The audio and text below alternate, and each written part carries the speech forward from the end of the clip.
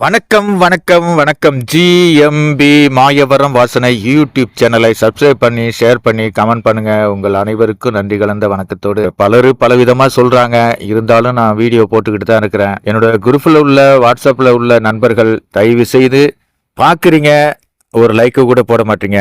2500 பேர் வாட்ஸ்அப்ல குரூப்ல இருந்தா கூட 600 பேர் தான் வந்து சப்ஸ்கிரைப் பண்ணிருக்கீங்க. என்ன நண்பர்களே, இத்தனை வருஷமா பழகி நல்ல விதமா அண்ணன் தம்பியா வேலை செஞ்சிருக்கோம், பணியாற்றிருக்கோம். எனது கூட இருக்கிற நண்பர்களே என்னோட வீடியோவை பார்க்க மாட்டீங்க, ஒரு கமெண்ட் பண்ண மாட்டீங்க, ஒரு சப்ஸ்கிரைப் பண்ண மாட்டீங்க. இதுதான் நட்பா? தயவு செய்து தப்பா எடுத்துக்காம சப்ஸ்கிரைப் பண்ணுங்க, கமெண்ட் பண்ணுங்க, ஒரு லைக் போடுங்க. நன்றியுடன் அப்துல்லா. இதை பார்க்குறீங்களே, சென்னை கோயம்பேடு தற்போதைய உள்ள நிலவரம். ஒரு நாள் மழை, 2 நாள் மழை, 1 மணி நேரம் மழை, அரை மணி நேரம் மழை. சிஎம்டி ஆஃபீஸில், மெட்ரோ கார்பரேஷன், அதோடு மட்டும் இல்லாமல் மெட்ரோ ரயில், இந்த வேலைகள்லாம் நடந்துக்கிட்டு இருக்குங்க. படாத பாடுபடுறாங்க இங்கே பொதுமக்கள். வாகனங்கள் போகிறதுக்கும் வர்றதுக்கும் மிகவும் சிரமப்பட்டு மக்களை வந்து வாட்டி வதைக்கிற ஒரு சூழலாக தான் இருக்குது. சென்ற வருடமும் இதே நிலை தான் இருக்குது. போர்க்கால அடிப்படையில் பணியாற்றுறாங்க, போர்க்கால அடிப்படையில் வேலை நடக்குது அப்படின்னு சொன்னால் கூட இப்படி வந்து வாகன ஓட்டிகள் கஷ்டப்படுறது, நடைபாதையில் போகிறது எல்லாமே சிரமமா இருக்குங்க. இதுக்கெல்லாம் யாரு எப்படி தீர்வு காண்றதுங்கிறது தான் இந்த வீடியோ. எத்தனையோ அதிகாரிகள், எத்தனையோ லட்சம் தொழிலாளர்கள், எத்தனையோ கோடி பணம் ஒதுக்கீடு, இது எல்லாமே நேரத்துக்கு வருமுன் காப்போம் அப்படிங்கிற ஒரு நிலை வந்து வரல. மழை வந்து கோடை மழை தான் பெய்யுது, ஒரு நாள் மழை 2 நாள் மழை தான் பெய்யுது. அந்த மழைக்கே இந்த வேலைகள் இப்படி நிற்கும் போது, இப்படி சேரும் சகதியமா பொதுமக்கள் கஷ்டப்படும் போது அதிகாரிகளுக்கு தெரியுமா தெரியாதா, புரியுமா புரியாதா, இல்ல மெத்தனமா செய்யறாங்களா? இத்தனை கோடி செலவு பண்ணி ஒரு தொழிலாளர்கள் கூட நம்ம தமிழ்நாட்டுக்காரவங்க இல்லை. அத்தனை பேருமே வந்து இந்திக்காரவங்க தான். பல லட்சம் பேர் வண்டி வண்டியா வராங்க, வண்டி வண்டியா இறங்குறாங்க, வண்டி வண்டியா ஏறுறாங்க, வேலை செய்யறாங்க. ஆனா சும்மா சொல்லக்கூடாதுங்க, இந்த தொழிலாளர்கள் காலையில் 6 மணில இருந்து இரவு 7 மணி 8 மணி வரைக்கும் வேலை செய்கிறாங்க. அந்த மாதிரி வேலைகள் வந்து நம்ம தமிழ்நாட்டுக்காரவங்க செய்ய மாட்டாங்கங்கிறது தான் உண்மை. என்னதான் நாளைக்கு அரசியலில் வந்து இந்திக்காரவங்க தமிழ்நாட்டுக்குள்ளே பூந்து பல மாற்றங்களை கொண்டு வர்றதுக்கு சூழல் இருக்குன்னு அண்ணன் செந்தமிழன் சீமான் அவர்கள் மேடைக்கு மேடை கத்துறாங்க. அது உண்மையாகவே இருக்கும், உண்மையாக நடக்கும். ஏன்னு கேட்டிங்கன்னா, இந்திக்காரர்கள் அவங்க மேலே குற்றம் சொல்லலை. அவங்களுக்கு சாப்பாடு தேவையில்லைங்க, டீ தேவையில்ல. நம்ம ஆளுங்க காலையில 10 மணிக்கு வருவாங்க கொத்தனாருங்க, 9 மணிக்கு வருவாங்க, 11 மணிக்கெல்லாம் டீ வரலையான்னு கேட்பாங்க. அதே மாதிரி மத்தியானம் 1 மணிக்கு சாப்பிட போவாங்க, 2 மணிக்கு வருவாங்க. அப்படியே 1 மணி நேரம் வேலை செஞ்சுட்டு அப்படியே போக்கு காட்டிட்டு 3 மணி ஆச்சுப்பா டீ வாங்கிட்டு வாங்குவாங்க. இதையெல்லாம் நான் வந்து நேராக அனுபவிச்சுவேன். தமிழ்நாட்டு மக்கள் சோம்பேறியா ஆனதுனால தான் நிறைய தவறுகள் தமிழ்நாட்டில் நடக்குது. சிங்காரி சென்னை திராவிட மாடல் ஆட்சி நல்லா தான் இருக்கு. ஆனா இந்த நிலை எப்ப மாறும்? ஒவ்வொரு பயணியும், ஒவ்வொரு வாகன ஓட்டிகளும் இந்த இடத்தாண்ட எங்க பள்ளம் இருக்கு, எங்க மேடு இருக்குன்னு தெரியல. இதே இடத்துல வந்து பல வீடியோக்கள் நான் போட்டிருக்கேன். இதை பாருங்க, அப்படியே கிடக்கு. இரவு பகல் அவங்க வேலை செஞ்சாலும் இந்த வேலைகள் முழுமையா அடையல. அதுக்கு என்ன காரணம் அப்படிங்கிறது தெரியல.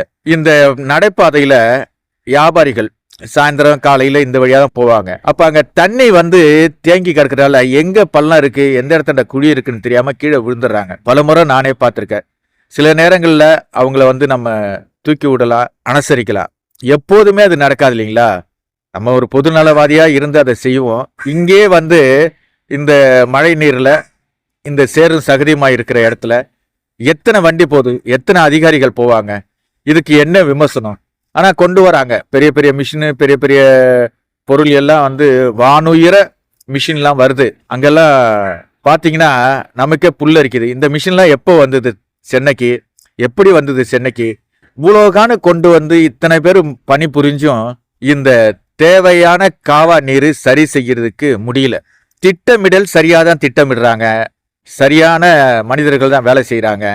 பெரிய பெரிய விஞ்ஞானிகள், அதாவது இன்ஜினியர்கள் நிறைய லேப்டாப்லாம் வச்சுக்கிட்டு அவங்கெல்லாம் பணியாற்றுறதா பார்க்குறோம், அவங்கெல்லாம் விஷயங்களை பேசுகிறதெல்லாம் பார்க்குறோம்.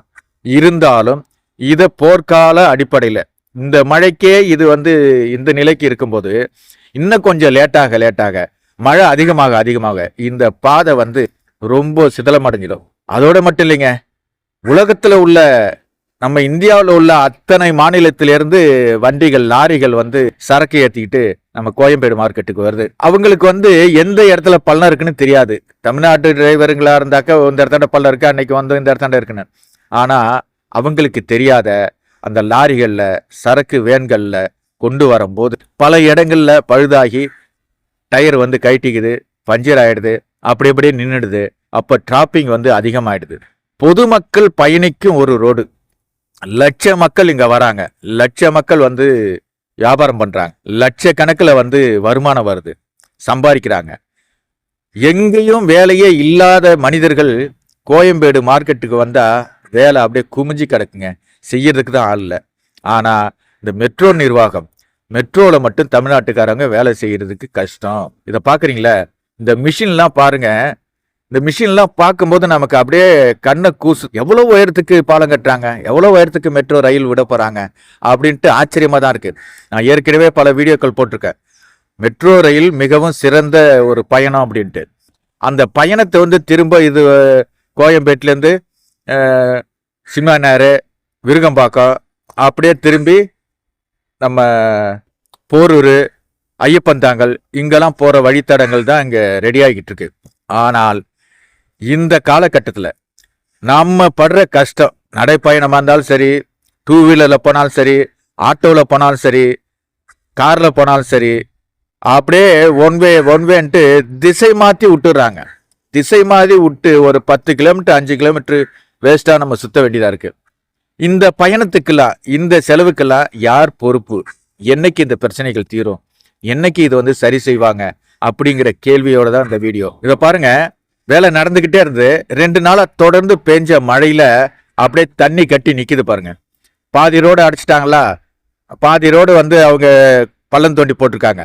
அந்த பள்ளத்தை வந்து சரி செய்யறதுக்குள்ள இந்த மழை வந்து குறுக்கிட்டு ரொம்ப சிரமப்பட வச்சிருச்சு. இதை வந்து எத்தனை மனிதர்கள், எத்தனை தொழிலாளர்கள் எந்த அளவுக்கு வேலை செஞ்சா இதை சரியான முறையில சரியான நேரத்துக்கு மழைக்காலங்கள் வருவதற்கு முன்பு இதை சரி செய்யலாம் அப்படிங்கிறத திட்டமிட்டு போர்க்கால அடிப்படையில் வேலை செஞ்சா எல்லாமே சரியா அமையும். அப்படி இல்லைன்னா ஒவ்வொரு நாளும் வெவ்வேறு விதத்தில் நம்ம வந்து தொல்லைகளை சந்திக்கிறோம். அரசாங்க அதிகாரிகள் இந்த வழியாக தான் போகிறாங்க.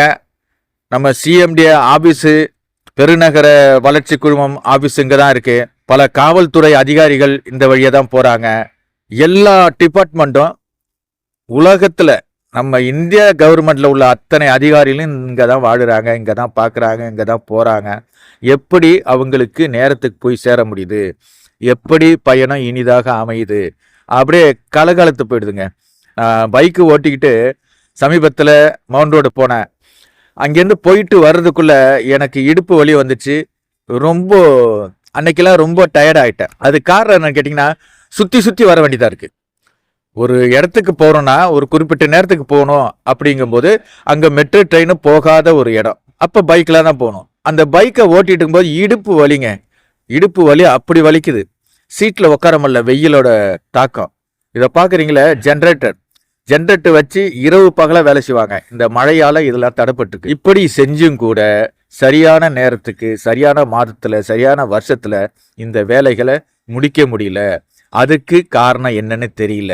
இதையெல்லாம் சம்பந்தப்பட்ட அதிகாரிகள் தயவு செய்து என்னோட வீடியோவை மற்றவங்கள்ட்ட கொண்டு சேருங்க. இது போர்க்கால அடிப்படையில் இந்த ஏரியா மட்டும் எப்படி வேலையை முடிக்கலான்னு பாருங்க. ஜிஎம்பி மாயவரம் வாசனை யூடியூப் சேனலை சப்ஸ்கிரைப் பண்ணுங்க, ஷேர் பண்ணுங்க, கமெண்ட் பண்ணுங்க. நன்றியுடன் அப்துல்லா. என்ன வேணும் கேள், நான் வர்றப்ப சொல்.